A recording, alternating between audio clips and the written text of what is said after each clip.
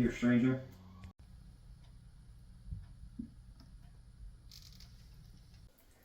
I've never owned a real Sideshow collectible. I've heard stories. I know they're good at killing it. I'm very happy to finally receive this hardware. Guess every once in a while, both suns shine on Womp Rat's tail. So before a crate dragon comes by and picks us off like Womp Rats, let's get after it. Okay, this is the shipping box. Hot toys.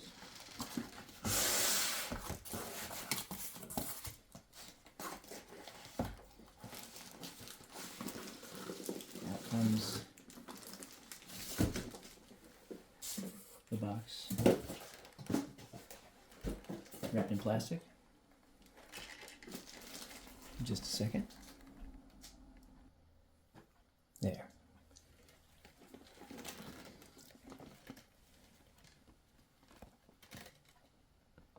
It's got an embossed chrome Star Wars. It's got a close-up detail of the Marshal with no helmet with armor on. There's a band that goes around showing unarmored action armor shot. Some text.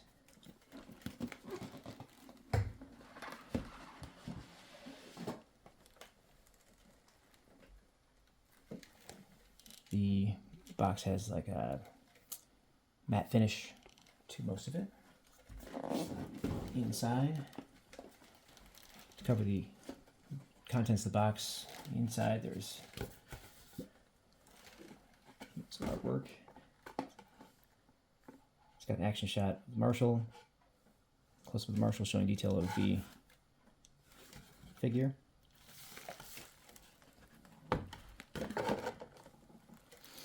And then here's how all of the parts are displayed, assembled in the box. Jetpack with the Jawa patched part that Han Solo broke on Boba's jetpack. It's been repaired.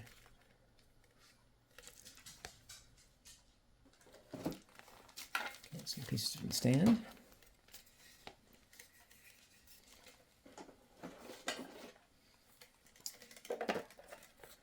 Plastic off of this. Okay, so this looks more like the planking in Ospelgo in front of all the stores and shops and cantinas and things. This is the doorway threshold into the cantina for the first time we see Cobb. And it's a two-part base, so you can do it in different configurations. Yeah, I've removed the plastic, but this is the stand that can go in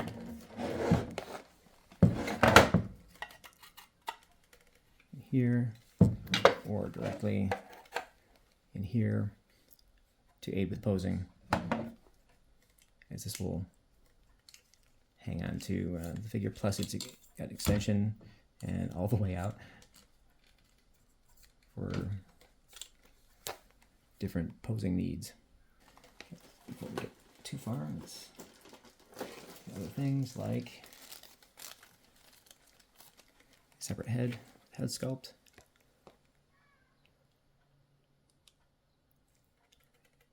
And it's excellent. Got the scar. The eyes have a gloss on them. The detail of the hair is fantastic for solid hair and face and beard. That would be Timothy Oliphant. Got the post-Sarlacc jetpack with the Jawa patched part that Han Solo broke on Boba's jetpack. It's been repaired. Okay, some pieces from the stand.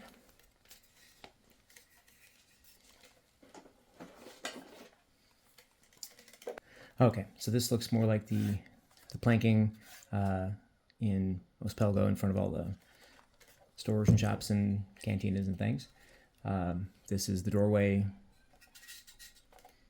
threshold into the cantina for the first time we see Cobb. And it's a two-part base, so you can do it in different configurations. Yeah, I've removed the plastic, but this is the stand that can go in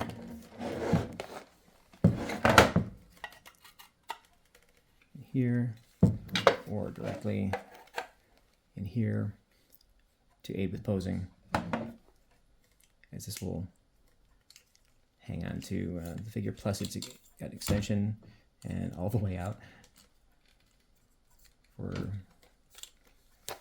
different posing needs. There it is, all assembled.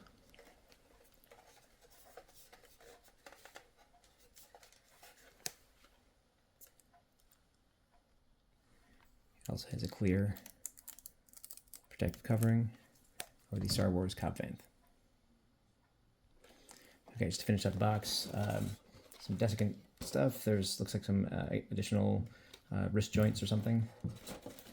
And here, taped on,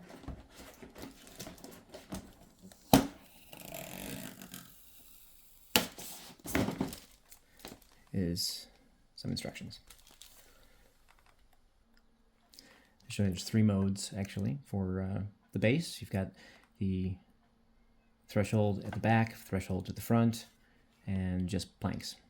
The instructions show how to put in the flame jet effects for the jetpack plus the missile up top, attaching the jetpack with magnets to the back, how Cobb's blaster pistol will fit in the holster, 90-degree rangefinder motion, and the terrifying part is ripping off the head to replace with the helmet with the head sculpt. The basics of showing which hands go with spatchka, rifle, pistol, how to replace the hands, and removing armor, and the hoses for the gauntlets, and some of the soft parts to create Cobb from the end of The Mandalorian Season 2, Episode 1, or The Book of Boba Fett. Okay, here's the blaster pistol going into the holster.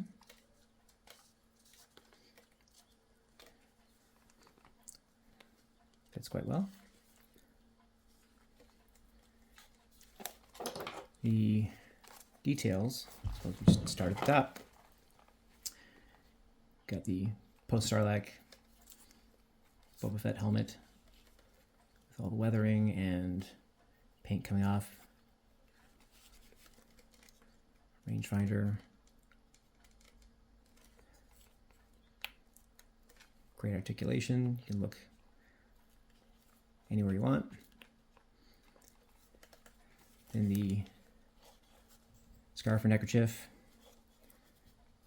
You know, bright red. It's got some frayed edges, as seen in the show.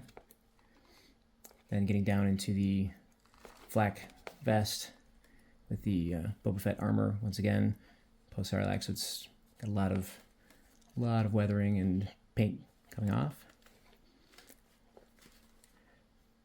And Star Wars really, I think, is the saga of Boba Fett just searching the galaxy for a better primer. It's got the rigger belt and this detail on there that's been elusive, but we've kind of figured it out in the build forums. He's got his darts or ammo packs back here. The different pockets. What's great is just seeing the different materials they used. It gives you that great texture. This feels like almost a more leathery, and this is sort of the backside of leather, very kind of rough, but rough texture looking wise, but it's soft. One difference between the prototype and the final production is this back pocket. There's a lot more sewing and trying to do this with soft parts and actual material and thread.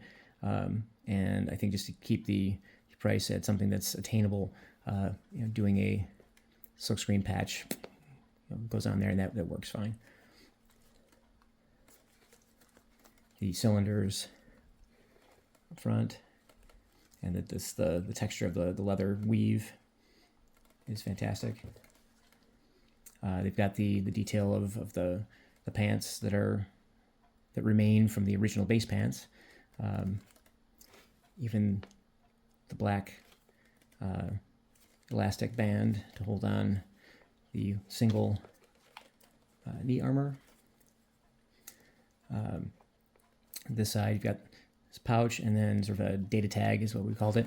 The funny part about this was at Celebration in Anaheim, I was dressed as Cobb without armor at the time, and saw the prototype, and this was turned 90 degrees, and I kind of pointed it out to the Sideshow representative there. He's like, God, can I take a picture of your leg right now? I said, well, yeah, I mean, sure, but you could also go to the other building and see the actual costume on exhibit, which they had the Book of Boba Fett unarmored Cobb at Celebration. It was fantastic to see. The boots, it's they made it a two-part just so they can include great articulation of the feet, but it approximates the single boot of the costume.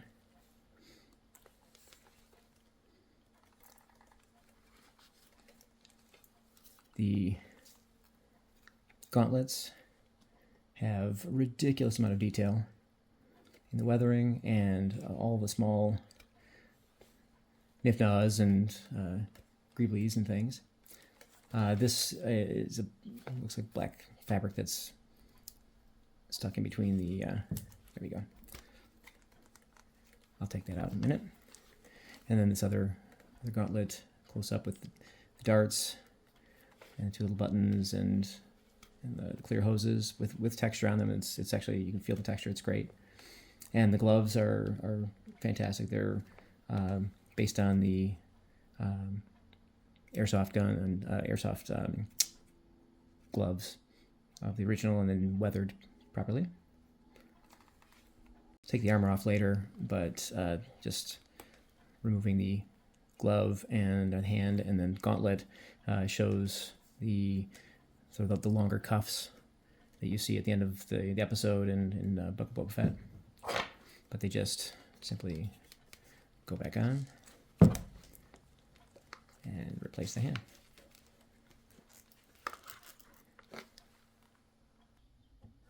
Okay, let's look at putting on the jetpack. And it's simply just rest it right on. The magnet works great. Probably tuck the bandana into the armor as seen in the show. Let's get into accessories next. Okay, we've seen the blaster pistol and just a brief look at the blaster rifle. Here's a close-up of the rifle.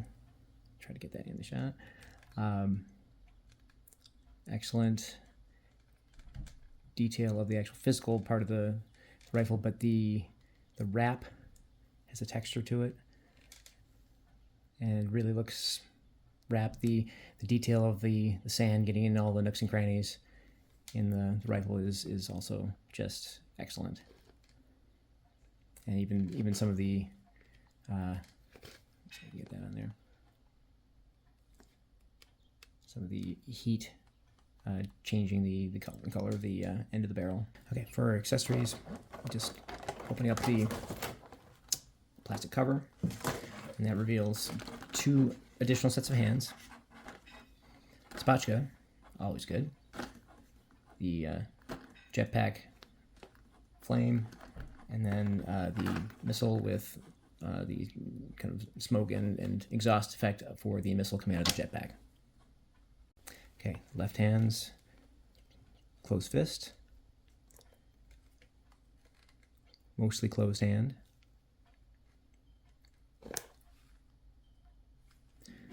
Right hand, you've got finger on the trigger and a mostly closed hand.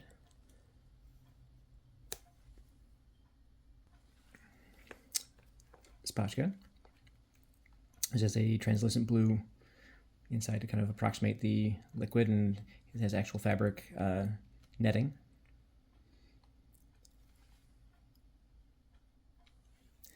Okay, the flame effects. Let's go in the jets coming out of the jetpack. Play with that later. And then additional jetpack parts. You've got the option to do the top missile with the firing effect as he took out the mining guild after getting the armor, or drop that directly into the jetpack, which is definitely a snug fit, but once it's in, yeah, there we go. And that's the familiar missile in Cobb's version of the jetpack. Okay, here's everything you get in the box with the Cobb Vanth Sideshow Collectibles Hot Toys figure. This is as he comes in the package. The box, of course, the instructions, the base, head sculpt, jets, Spotchka, blaster pistol, missile exhaust, 4 additional hands, and his blaster rifle. The likeness is quite good.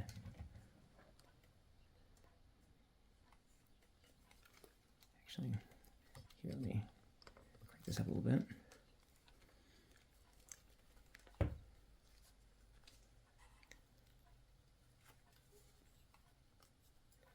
And the look seems to be from the shot where he's looking up at the Great Dragon attacking, and you can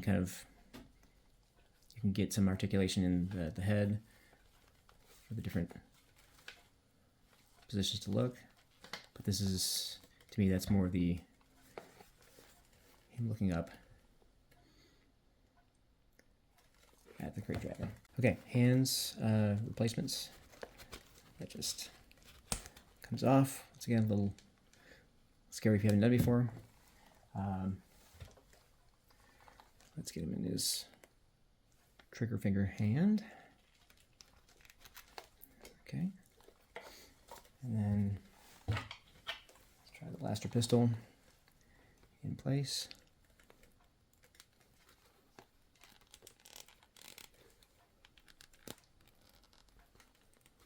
And what's great is actually the hand is softer plastic, so you can get the trigger finger on the trigger. So you can take care of mining guild people, or later on telling the pikes to think it through. Fantastic detail on the pistol itself. Just a lot of really intricate detail, and even the knurling on the sight. Yeah, it's remarkable. The hand that is already on from the initial packaging, that's the one that holds the Spotchka. And just because of the soft fingers, you can kind of wedge it in there, and eventually it grabs on like that. And tell your people, I wasn't the one that broke that.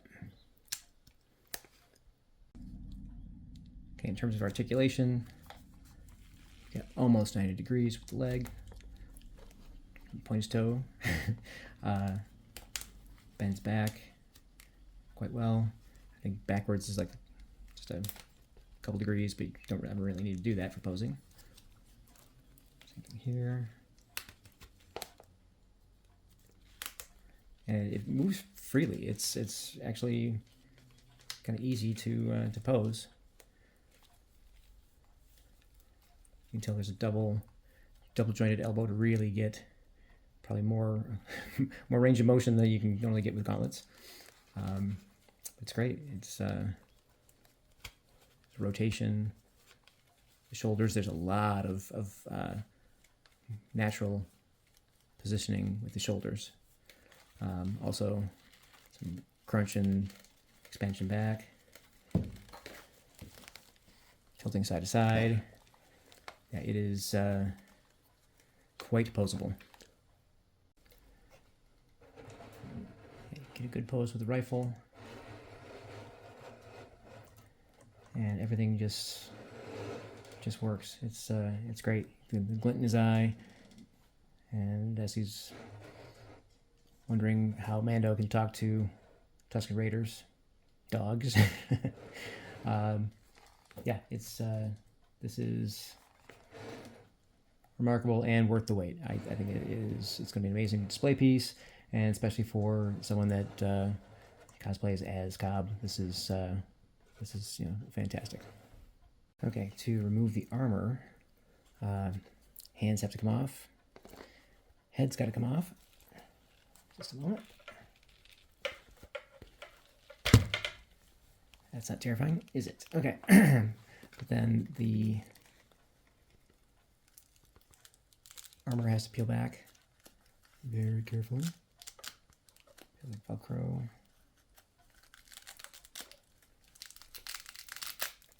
And that comes off all down the back.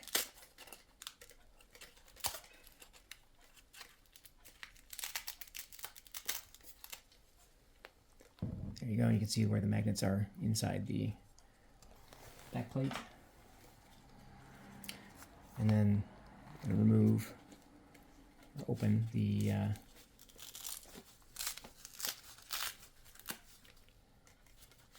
flak jacket. Flak vest, I should say. And then I think position the arms forward so the armor can come off.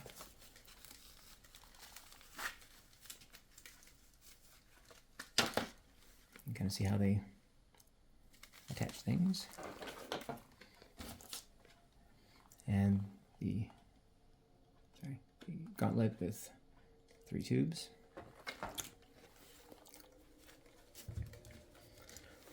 Okay, once again, bring the head with neckerchief on, inside the neck, collar, snap it on, and then for this version, keep the neckerchief more pointed and open. This does have the folded Western style shirt, and at this point I really have to acknowledge Shauna Terpsik. Shauna was the costume designer for Mandalorian Season 2 and 3 and Book of Boba Fett and most recently Ahsoka, and sadly she passed unexpectedly within this past year. But her attention to detail, her research, really brought an authenticity to these fanciful costumes. It's fanciful, but they're always based in reality somehow. And certainly, this is a very Western style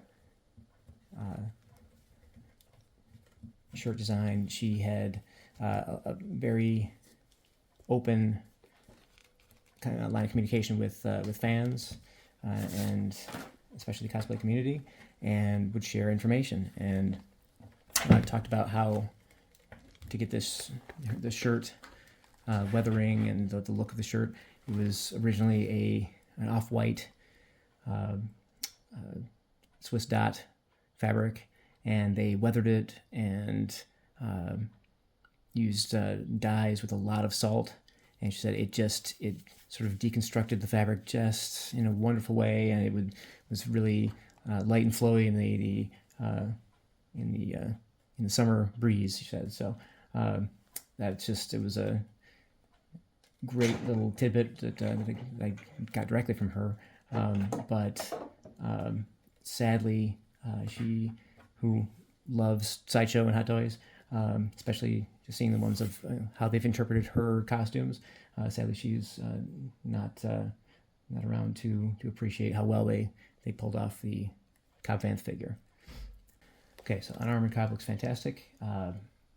It's got all the detailing in the shirt you'd want to get both armored and unarmored version. Something that's probably super difficult to get at this size would be more of the Swiss dot pattern at that tiny small size. You can see they've got some weathering for some of the weather dots. It's in there. You can see very, very subtle, because at that scale it would be really, really tiny. These pieces back here, just notice they're actually movable, so I'll be removing those to see what that looks like in its entirety. You hope that they have actual reference, so it's, here we go.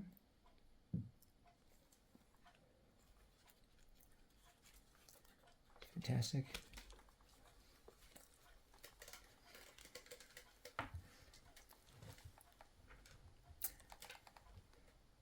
Yeah, I have no complaints. Obviously, to keep costs in line, like I said before, the back pocket is like a silkscreen for its really, really tiny stitch details.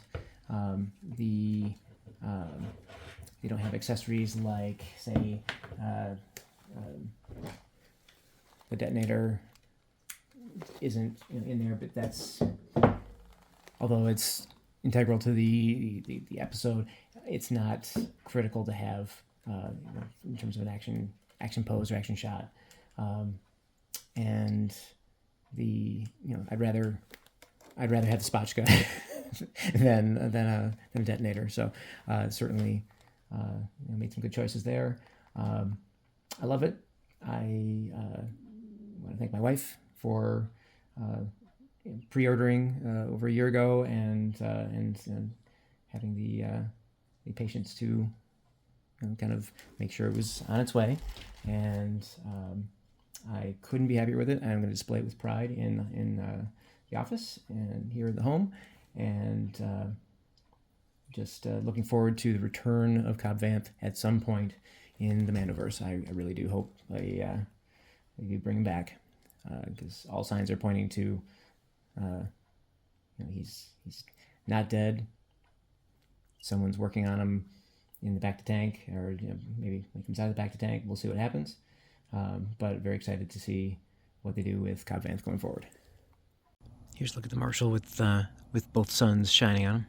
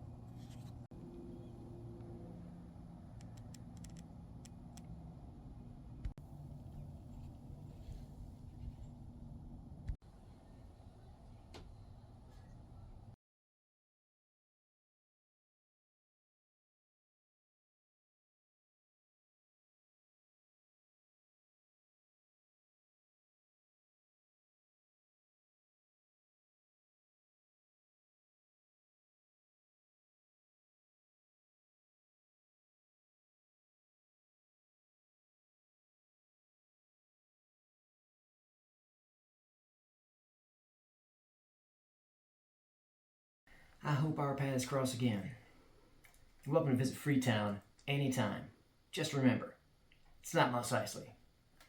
So think it through.